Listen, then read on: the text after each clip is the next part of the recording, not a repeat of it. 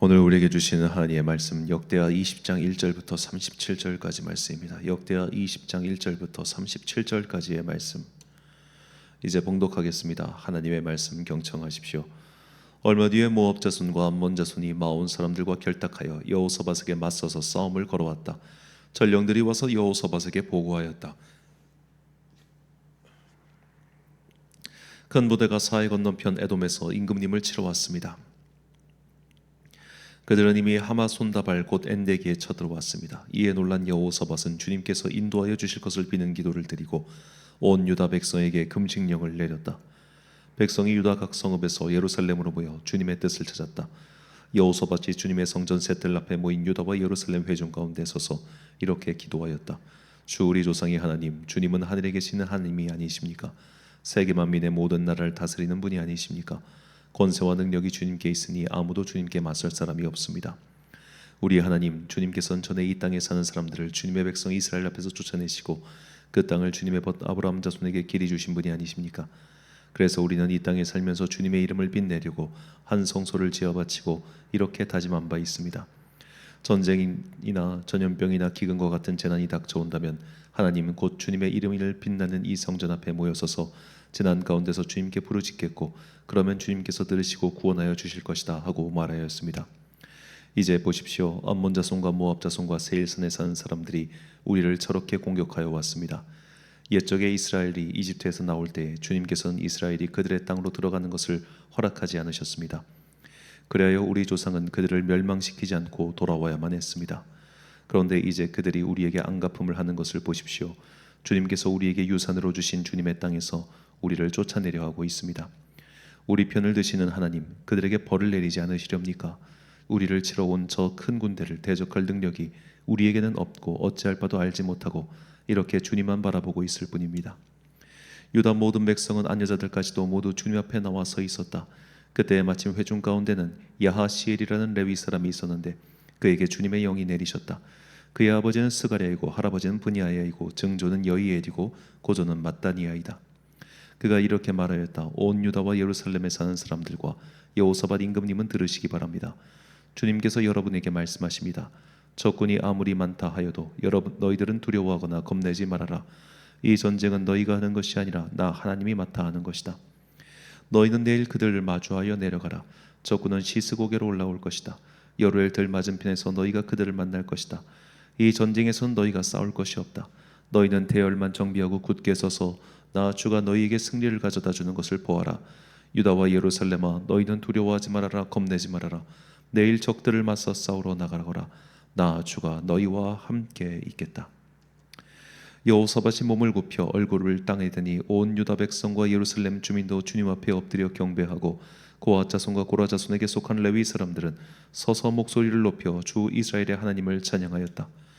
백성은 다음 날 아침 일찍 일어나서 드고와 들로 나갔다.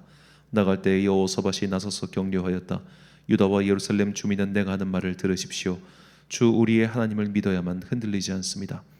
주님께서 보내신 예언자들을 신뢰하십시오. 우리는 반드시 이깁니다.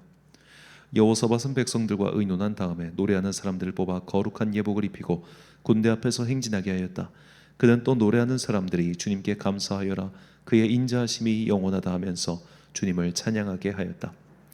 노래하는 사람들이 그렇게 노래를 부르니 주님께서 복병을 시켜서 유다를 치러 온 암몬 자손과 모압 자손과 세일산에서 온 사람들을 치게 하셔서 그들을 대파하셨다.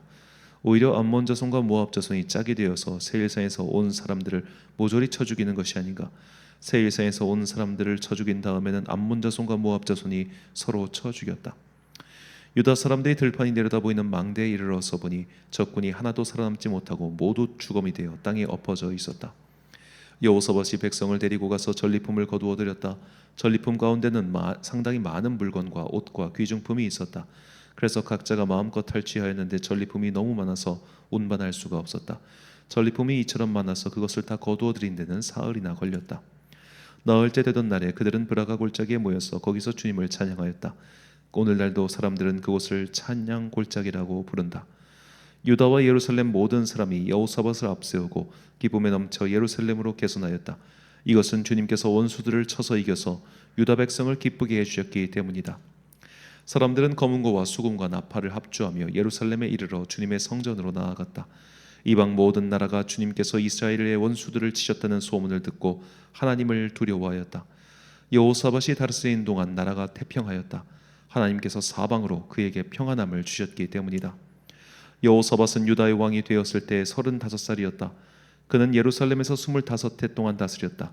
그의 어머니 아수바는 실히의 딸이다.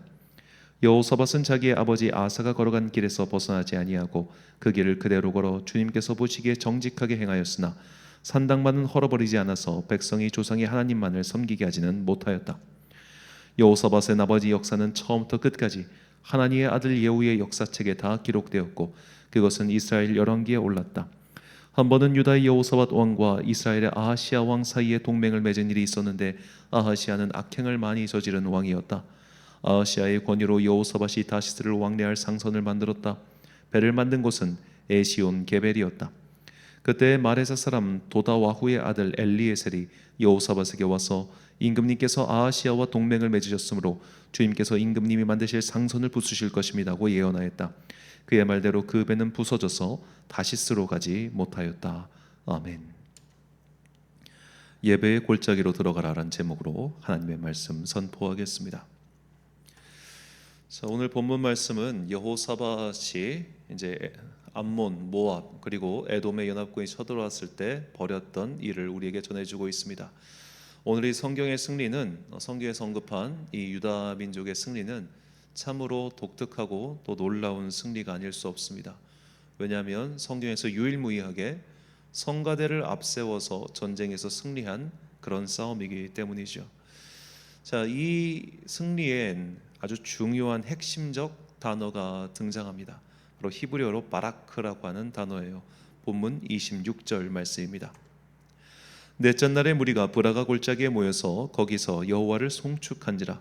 그러므로 오늘날까지 그곳을 브라가 골짜기라 일컫더라. 아멘.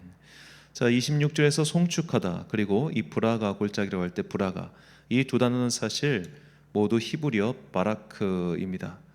자, 히브리어 바라크에는 엎드리다 그리고 예배하다라는 뜻이 있어요. 자, 예배는 곧 엎드림이다. 이것이 이 단어 속에 함축되어 있는 예배의 진정한 의미라고 볼 수 있겠습니다. 그렇다면 예배의 골짜기, 브라가 골짜기로 간다고 하는 것은 여러 가지 상징적인 해석이 가능하겠죠. 골짜기는 적어도 성경 안에서 좋은 의미로 사용되는 공간은 아닙니다. 일단 골짜기는 적들의 협공을 당하기 매우 쉬운 곳이고, 그래서 항상 우리가 이제 전쟁사를 보면 골짜기를 통과할 때 이때가 가장 경계해야 할 때죠. 그리고 골짜기는 보통 어두컴컴하고 음침하지 않습니까? 그러다 보니 우리가 뭐 눈문 골짜기라든지 혹은 뭐 죽음의 골짜기라든지 이 골짜기와 관련돼서는 별로 좋은 표현이 없습니다. 그런데 오늘 이곳을 브라가 골짜기라고 부르고 있습니다. 찬송이 울려 퍼지는 골짜기, 예배가 드려지는 골짜기.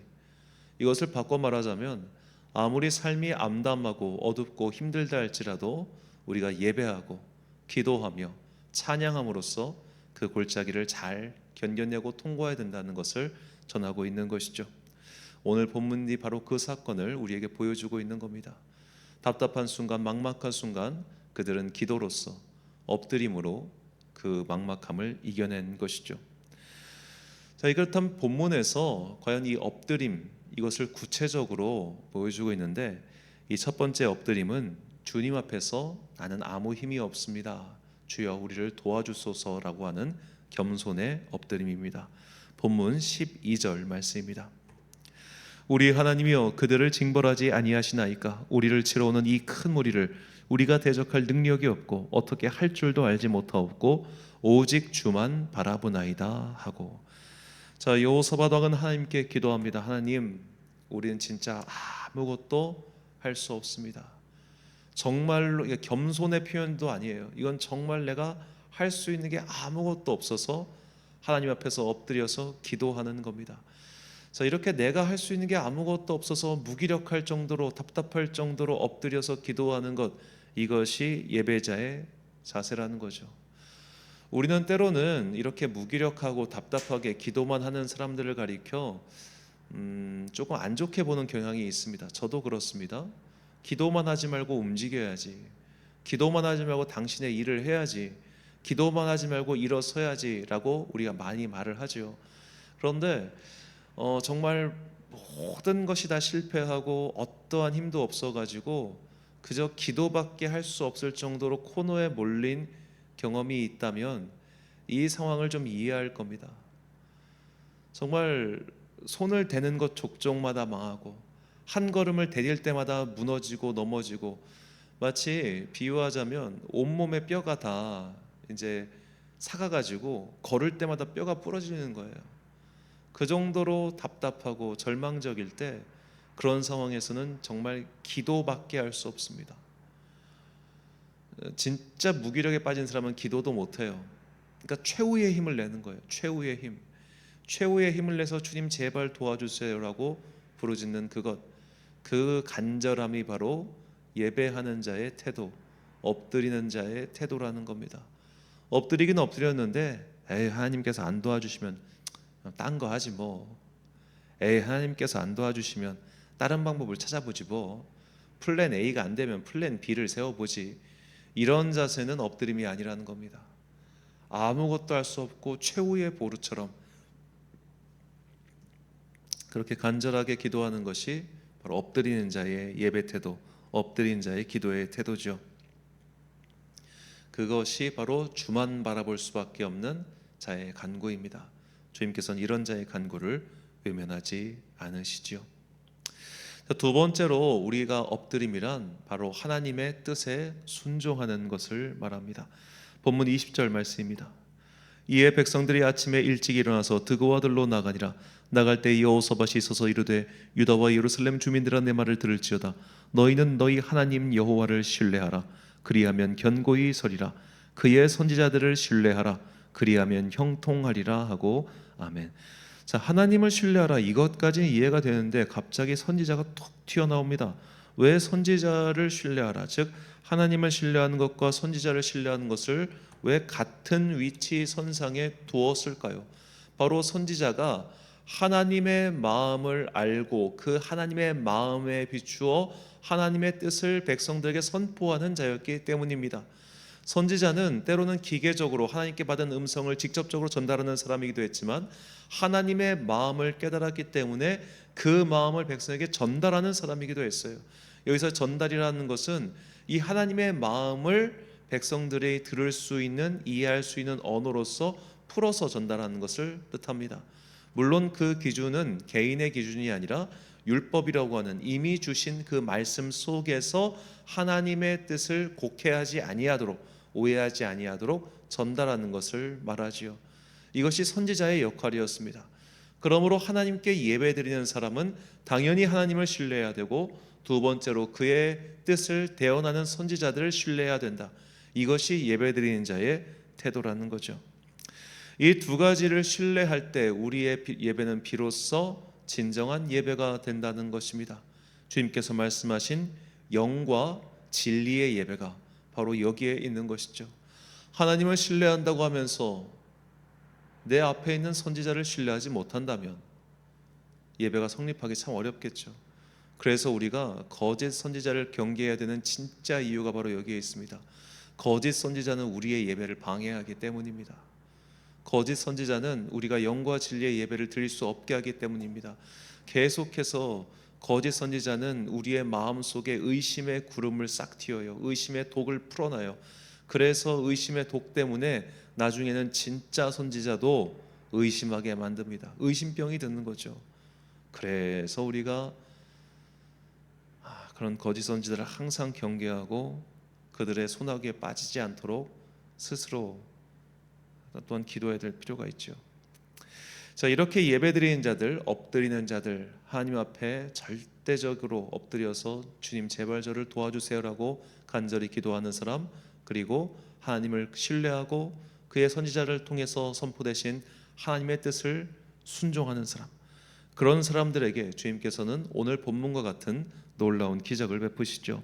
본문 21절과 22절 말씀입니다. 백설과 더불어 의논하고 노래하는 자들을 택하여 거룩한 예복을 입히고 군대 앞에서 행진하며 여호와를 찬송하여 이르기를 여호와께 감사하세 그의 인자하심이 영원하도다 하게 하였더니 그 노래와 찬송이 시작될 때 여호와께서 복병을 두어 유다를 치러 온 암몬 자손과 모압과 세일산 주민들을 치게 하심으로 그들이 패하였으니 아멘. 자, 여기서 여호와께서 복병을 두었다라고 하는 것은 이제 본문 속의 맥락을 보면 두 가지 해석이 가능해요. 첫 번째로 하나님께서 천사를 보내셔서 그들을 치게 하셨다는 게 첫 번째가 될 수 있고, 두 번째 해석, 저는 두 번째를 지지하는데 하나님께서 그 세 연합군 사이에 의심의 영을 보내신 겁니다. 그래서 그 의심의 영이 이 다음 절에 나오는 바처럼 서로 싸우게 만든 거예요. 그래서 갑자기 에돔 주민들이 모압과 암몬을 막 공격을 해요. 그러고 나서 그러니까 모압과 암몬이 얘들 뭐야 왜 뒤통수 쳐해가지고 얘를 막 쳐요. 그러고 나니까 이 둘이 또 막 싸워요. 자, 이게 어느 정도 신빙성이 있는 게 에돔 족속 같은 경우는 아무래도 에서와 이스라엘이다 보니까 모압과 암몬보다는 이스라엘과 조금 더 친했습니다.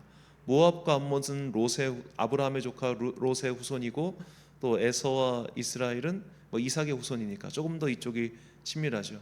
그러니까 이 에돔 족속은 이스라엘이 강할 땐 항상 이스라엘에 복속돼 있다가 이스라엘이 약해지면 다시 이스라엘 반대했었던 그런 약간 좀 박쥐와 같은 그런 행동을 항상 보여왔단 말이에요. 근데 모압과 암몬은 조금 더 이방에 가까웠고 이렇게 함께 가고 있다가 이쪽이 여기 뒤통수를 막 친 거예요. 그러니까 이씨하고 또 같이 싸우고 이런 것들이 왜 갑자기 적진 앞에서 분열이 일어났겠습니까? 하나님께서 이 분열의 영을 복병처럼 보내셔서 이 일을 이루신 거라 저는 그렇게 해석합니다. 자, 이렇게 해서 참 놀라운 승리를 거두었죠.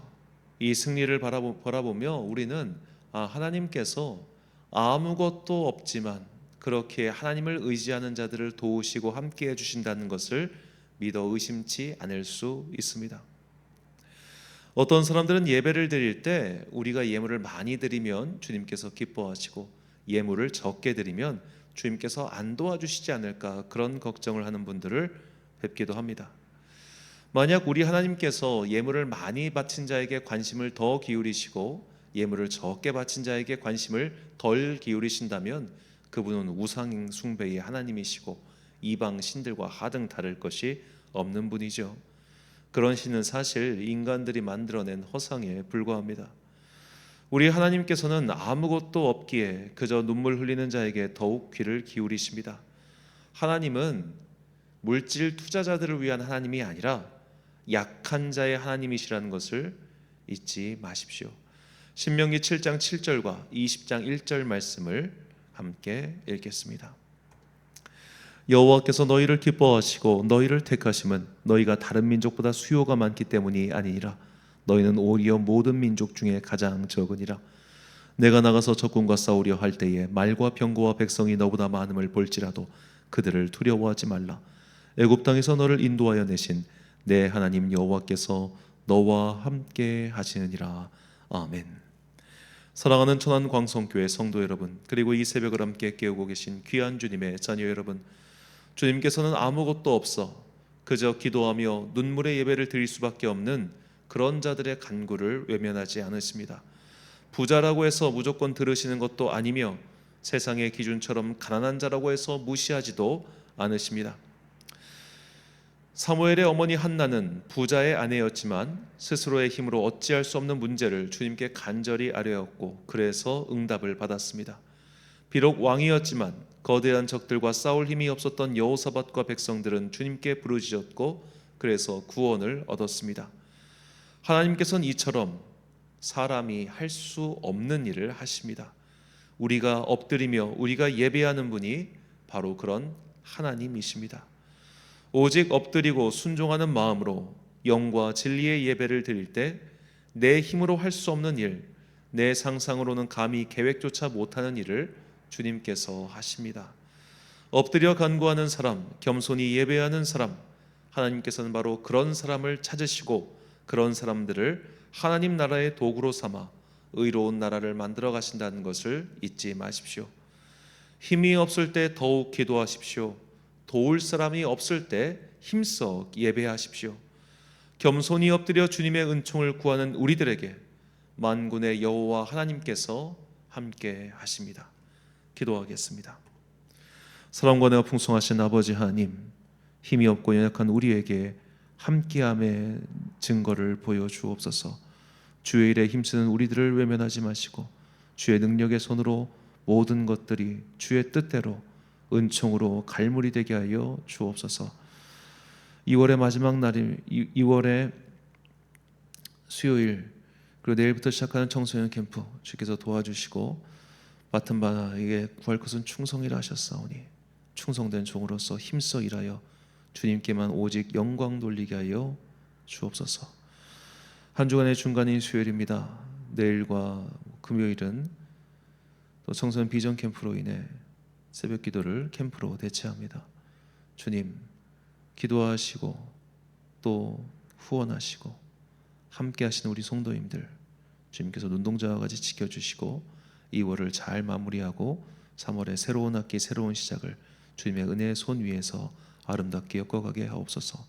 오늘 하루도 참 좋으신 우리 주님의 은총과 평강이 모든 성도들과 함께 하시길 간절히 소망하오며 이 모든 말씀 우리 구주 예수 그리스도의 이름으로 기도드립니다. 아멘. 오늘의 기도 제목입니다. 나의 힘으로 어찌할 수 없는 일에 대하여 주님 앞에 겸손히 엎드려 기도하십시오. 내일부터 시작하는 2024 청소년 비전 캠프를 위해서 기도해 주십시오. 오늘 주신 기도의 제목 가지고 기도와 묵상에 힘쓰는 하루 되시길 바랍니다. 기도하겠습니다.